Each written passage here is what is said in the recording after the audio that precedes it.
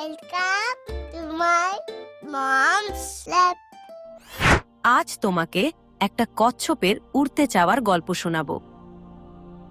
এক সমুদ্রের পাড়ে সবুজ রঙের একটা কচ্ছপ থাকত। তার পিঠের খোলসটা ছিল বেশ শক্ত আর সুন্দর, কিন্তু তার মনটা ছিল খুব বিষণ্ণ। সেখানে এক সাদা শঙ্খচিল উড়ে এসে বসল। কচ্ছপটি দীর্ঘশ্বাস ফেলে তার দিকে তাকালো এবং নিজের ধীর গতির জন্য আক্ষেপ করতে লাগল।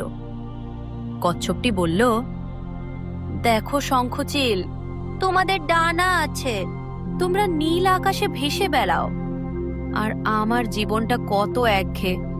সারাদিন শুধু ধীর গতিতে বালিতে হামাগুড়ি দেই। শঙ্খচিল তার ডানা ঝাপটে বলল, কিন্তু বন্ধু, ঈশ্বর তোমাকে শক্ত খোলস দিয়েছেন নিরাপত্তার জন্য। আমাদের সবার সামর্থ্য তো এক নয়। কচ্ছপটি বলল, যদি কেউ তাকে একবার মেঘের রাজ্যে নিয়ে যেত, তবে সে নিজেকে পৃথিবীর সবচেয়ে সুখী মনে করত। ঠিক সেই সময় ওপর দিয়ে এক বিশাল ঈগল উড়ে যাচ্ছিল। কচ্ছপটি চিৎকার করে তাকে ডাকতে শুরু করল। ঈগলটি নিচে নেমে এসে কচ্ছপের সামনে দাঁড়ালো। তার গলার স্বর ছিল বেশ গম্ভীর এবং চাউনি ছিল অত্যন্ত তীক্ষ্ণ ও রহস্যময়। কচ্ছপটি অনুনয় করে বলল, হে আকাশরাজ ঈগল, তুমি কি আমাকে ওড়া শেখাতে পারো? আমি এই মাটির মায়া ছেড়ে মেঘের ওপরে ভাসতে চাই। ঈগলটি একটু কুটিল হেসে কচ্ছপকে জিজ্ঞেস করল, আমি তোমাকে আকাশে ওড়াতে পারি, কিন্তু তার বদলে তুমি আমাকে কি দেবে? লোভে পড়ে কচ্ছপটি বলে বসল, তুমি যদি আমাকে ওড়াও, তবে আমি তোমাকে লোহিত সাগরের লুকানো সব ধন সম্পদ আর মণিমুক্ত এনে দেব।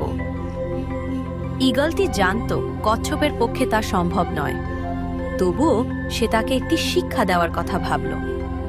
সে রাজি হয়ে বলল, ঠিক আছে, তৈরি হও। ছোট শঙ্খচিলটি দূর থেকে সব দেখছিল।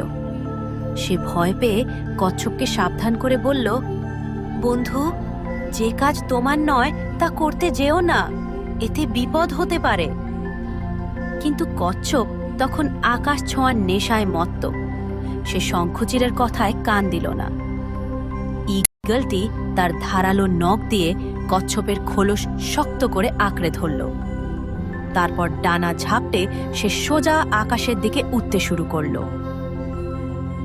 কচ্ছপ দেখল নিচে সমুদ্র আর গাছপালা ছোট হয়ে যাচ্ছে। বাতাসে ঝাপটা তার মুখে লাগছিল, আর সে আনন্দে আত্মহারা হয়ে পড়ল। সে মনে মনে ভাবল, এতদিন সবাই আমাকে নিয়ে হাসাহাসি করেছে, আজ আমি ঈগলের সমান উচ্চতায় উঠছি, আমিই এখন সেরা।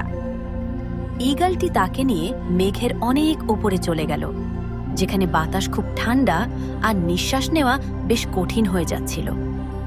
হঠাৎ ঈগলটি গম্ভীর গলায় গর্জন করে উঠল, কই কচ্ছপ, এবার বলো, কোথায় সেই লোহিত সাগরের ধন সম্পদ? আমায় এখনই পথ দেখাও। কচ্ছপটি তোতলাতে তোতলাতে বলল, মহারাজ, আমি তো আসলে ওসব জানি না। আমি শুধু আকাশ দেখতে চেয়েছিলাম, তাই মিথ্যা বলেছি। মিথ্যা শুনে ঈগলের চোখ রাগে জ্বলে উঠল। সে চিৎকার করে বলল, যে নিজের সীমানা জানে না এবং মিথ্যা বলে, তার নিচে থাকাই ভালো। এই বলেই ঈগলটি তার নখ আলগা করে দিল। কচ্ছপটি মুহূর্তের মধ্যে শূন্য থেকে নিচের দিকে তীব্র গতিতে পড়তে শুরু করল। নিচে নামতে নামতে কচ্ছপটি তার ফেলে আসা শান্ত জীবনের কথা ভাবতে লাগল।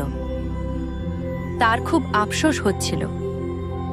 কয়েক মুহূর্তের মধ্যেই সে একটি উঁচু পাহাড়ের পাথরে সজোরে আছড়ে পড়ল। তার সুন্দর খোলসটি ভেঙে টুকরো টুকরো হয়ে গেল। দীর্ঘশ্বাস ফেলে কচ্ছপটি বিড়বিড় করে বলল, যেখানে আমি শান্তিতে হাঁটতে পারতাম, সেখানে ওড়ার স্বপ্ন দেখা আমার বড় ভুল ছিল। আরো নতুন নতুন গল্প শুনতে লাইক ও সাবস্ক্রাইব করে রাখুন, আর অন্যদেরও শেয়ার করতে ভুলবেন না।